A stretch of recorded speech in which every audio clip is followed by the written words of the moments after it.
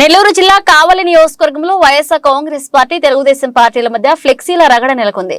కావలి నియోజకవర్గానికి ఇన్ఛార్జిగా కావ్య కృష్ణారెడ్డికి బాధ్యతలను అప్పగిస్తూ నూతనంగా టీడీపీ అధిష్టానం తీసుకున్న నిర్ణయంపై హర్షం వ్యక్తం చేస్తూ కావలి నియోజకవర్గంలోని టీడీపీ నేతలు అభిమానులు ఏర్పాటు చేస్తున్న ఫ్లెక్సీలను గుర్తు తెలియని దుండగలు చించివేశారు. అయితే ఈ చించివేసిన ఫ్లెక్సీలను సోషల్ మీడియాలో వాట్సాప్ గ్రూపులలో కొందరు వైఎస్ఆర్ కాంగ్రెస్ పార్టీ నేతలు వ్యంగ్యంగా పోస్టులు చేస్తుండటంపై ఆగ్రహించిన టీడీపీ నేతలు టీడీపీ శ్రేణులను రెచ్చగొట్టేందుకు వైసీపీ ఇలాంటి కుట్రలకు తెరలేపుతుందని మండిపడుతూ 16వ వార్డు నందు టీడీపీ ఫ్లెక్సీలను చించివేసింది వైఎస్ఆర్ కాంగ్రెస్ పార్టీ నేతలేనని అనుమానం వ్యక్తం చేస్తూ పోలీసులకు ఫిర్యాదు చేశారు.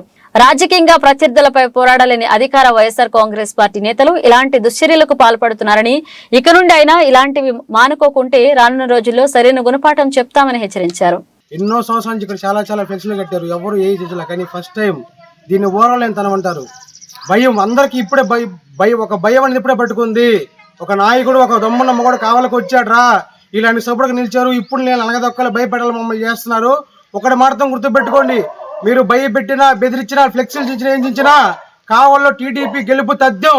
కావ్య కృష్ణారెడ్డి గారిని కావలి ఎమ్మెల్యేగా చేసుకుంటాం, కావలి గడ్డపైన టీడీపీ జెండా ఎగరవేస్తాం అని చెప్పని సవాల్ చేస్తున్నాం.